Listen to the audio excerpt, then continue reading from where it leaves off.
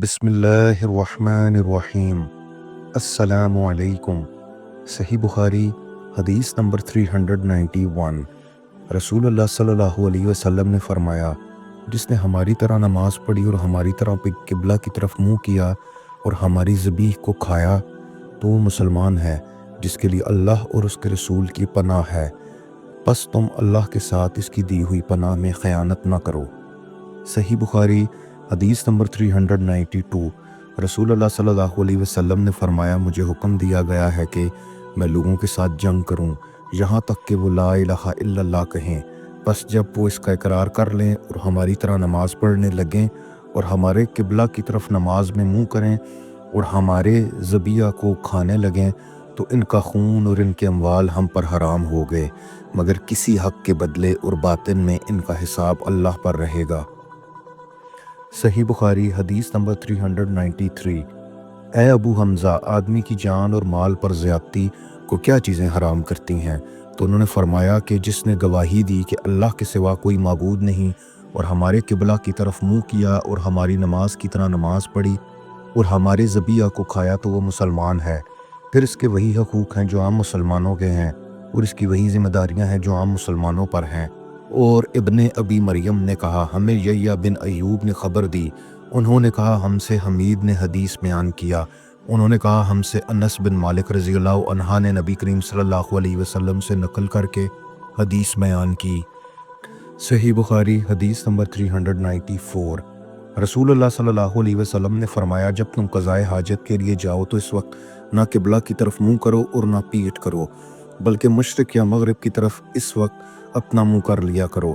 ابو ایوب نے فرمایا کہ ہم جب شام میں آئے تو یہاں کے بیت الخلاء قبلہ رخ بنے ہوئے تھے، جب ہم قضائے حاجت کے لیے جاتے تو ہم مڑ جاتے اور اللہ عز و جل سے استغفار کرتے تھے۔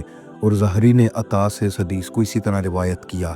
اس میں یوں ہے کہ عطا نے کہا، میں نے ابو ایوب سے سنا، انہوں نے اسی طرح حضرت صلی اللہ علیہ وسلم سے سنا۔ صحیح بخاری حدیث نمبر 395۔ ایک ایسے شخص کے بارے میں پوچھا جس نے بیت اللہ کا طواف عمرہ کے لیے کیا لیکن صفا اور مروہ کی صحیح نہیں کی، کیا ایسا شخص بیت اللہ کے طواف کے بعد اپنی بیوی سے صحبت کر سکتا ہے؟ آپ نے جواب دیا کہ نبی کریم صلی اللہ علیہ وسلم تشریف لائے، آپ نے 7 مرتبہ بیت اللہ کا طواف کیا اور مقام ابراہیم کے پاس 2 رکعت نماز پڑھی، پھر صفا اور مروہ کی صحیح کی، اور تمہارے لیے نبی کریم صلی اللہ علیہ وسلم کی زندگی بہترین نمونہ ہے۔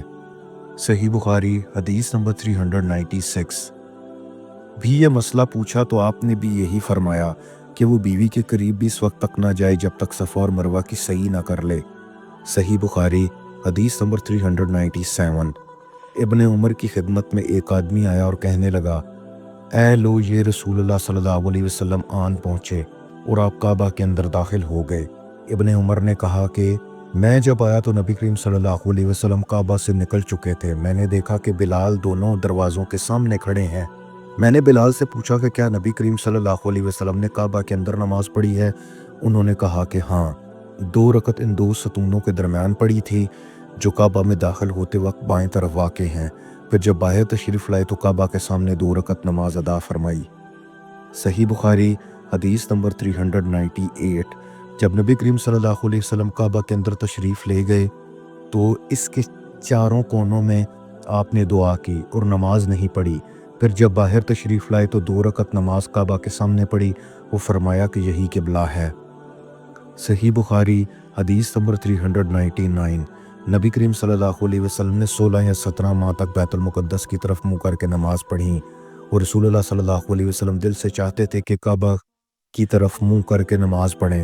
آخر اللہ تعالیٰ نے یہ آیت نازل فرمائی، ہم آپ کا آسمان کی طرف بار بار چہرہ اٹھانا دیکھتے ہیں۔ پھر آپ نے کعبہ کی طرف منہ کر لیا اور احمقوں نے جو یہودی تھے کہنا شروع کیا کہ انہیں اگلے قبلہ سے کس چیز نے پھیر دیا۔ آپ فرما دیجئے کہ اللہ ہی کی ملکیت ہے، مشرق اور مغرب اللہ جس کو چاہتا ہے سیدھے راستے کی ہدایت کر دیتا ہے۔ جب قبلہ بدلا تو ایک شخص نے نبی کریم صلی اللہ علیہ وسلم کے ساتھ نماز پڑھی، پھر نماز کے بعد وہ چلا اور انصار کی ایک جماعت پر اس کا گزر ہوا جو عصر کی نماز بیت المقدس کی طرف منہ کر کے پڑھ رہے تھے۔ اس شخص نے کہا کہ میں گواہی دیتا ہوں کہ میں نے نبی کریم صلی اللہ علیہ وسلم کے ساتھ وہ نماز پڑھی ہے جس میں آپ نے موجودہ قبلہ کعبہ کی طرف منہ کر کے نماز پڑھی ہے، پھر وہ جماعت نماز کی حالت میں ہی مڑ گئی اور کعبہ کی طرف منہ کر لیا۔ صحیح بخاری حدیث نمبر 400۔ نبی کریم صلی اللہ علیہ وسلم اپنی سواری پر خواہ اس کا رخ کسی طرف ہو نفل نماز پڑھتے تھے، لیکن جب فرض نماز پڑھنا چاہتے تو سواری سے اتر جاتے اور قبلہ کی طرف منہ کر کے نماز پڑھتے۔ صدق اللہ العظیم۔ اللہ حافظ۔